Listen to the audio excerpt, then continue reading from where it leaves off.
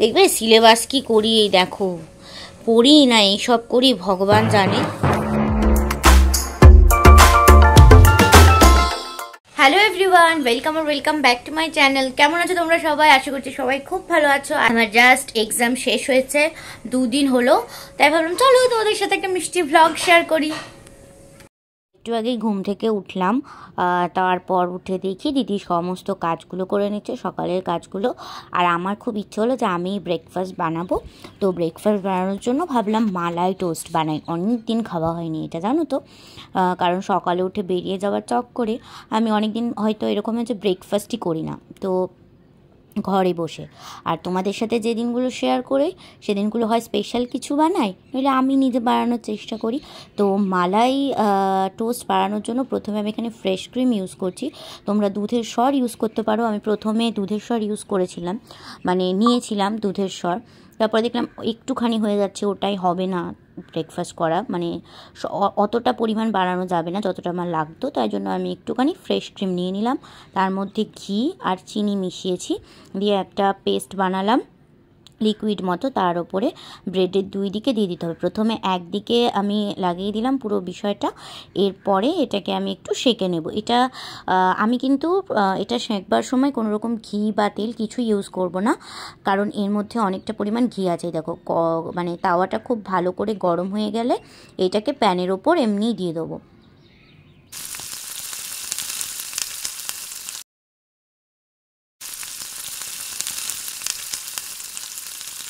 এক পিঠটা হয়ে গেলে উল্টো পিঠ করে দিয়ে তার উপরেও আবারও একটু লাগিয়ে দিলাম। এই দিকটাই আমি বেশি ইউজ করব না, এই লিকুইডটা, এটা অল্প একটুই আমি ইউজ করছি।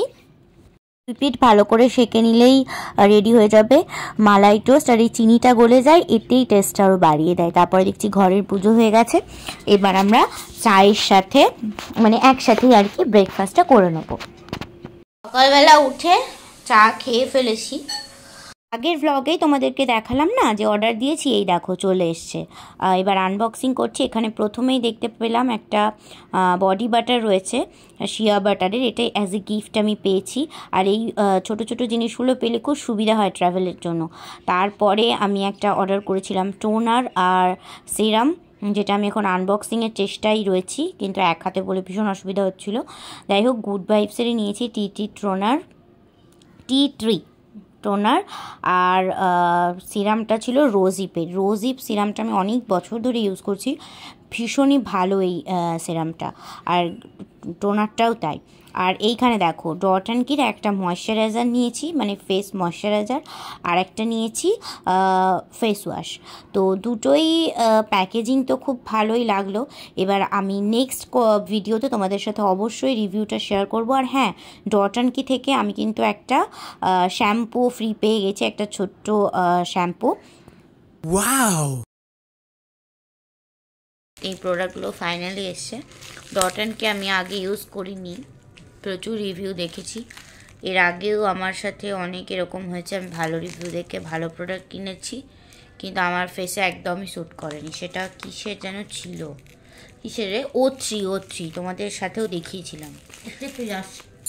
হ্যাঁ, O3 আবার প্লাসের, মানে খুবই বেশি দাম নিয়েছিল। টোনারটারই দাম নিয়েছিল 900 টাকা, আর ক্রিমটা এখনও পড়ে আছে, ওটার দাম নিয়েছিল 750 মতো। দুটোর একটাও ভালো না। তো আমি ওই জন্য খালি দুটো প্রোডাক্ট নিচ্ছি, যদি স্যুট করে তো ইউজ করব। আর গুড ভাইবসের প্রোডাক্টের তো কোনো বিকল্প হয় না, তো আমি ওটা তো রাখছি। আর যদি দেখি এটা ভালো কাজ দিচ্ছে তো আবার ট্রাই করব। বিছানাটা তুলে নিয়েছি, আর এখানে আমার কিছু নোটসপত্র পড়ে আছে, সিলেবাস। দেখবে সিলেবাস কি করি, এই দেখো পড়ি না, এইসব করি ভগবান জানে, এরকম হয়ে গেছে সিলেবাসটা। এটা একটা ভীষণ সুন্দর একটা কালারে, পিচ কালারের মধ্যে আছে। সরি, এখানে না সব মোজা ঝুলছে।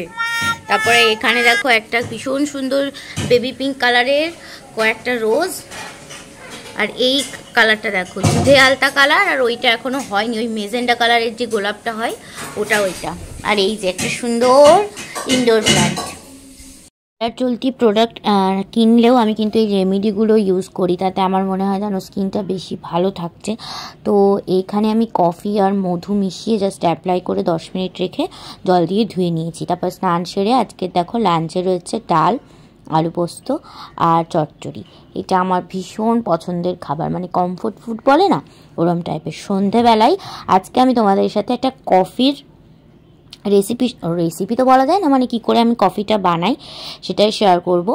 এই কফিটা একটু অন্যরকম কফি, নর্মাল যেই কফিটা পাওয়া যায় সেরম একটা নয়, এইটাকে একটু অন্যরকমভাবে বানাই কফিটা, তো সেটাই তোমাদের সাথে শেয়ার করব। তো এটাকে প্রথমে আমি জল আর চিনি দিয়ে খুব ভালো করে গুলে নিলাম, এটা যাতে লিকুইড থাকে, ফোম ক্রিয়েট হয়ে গেলে হবে না। তো এইভাবে ছেঁকে নেব চায়ের মতো করে।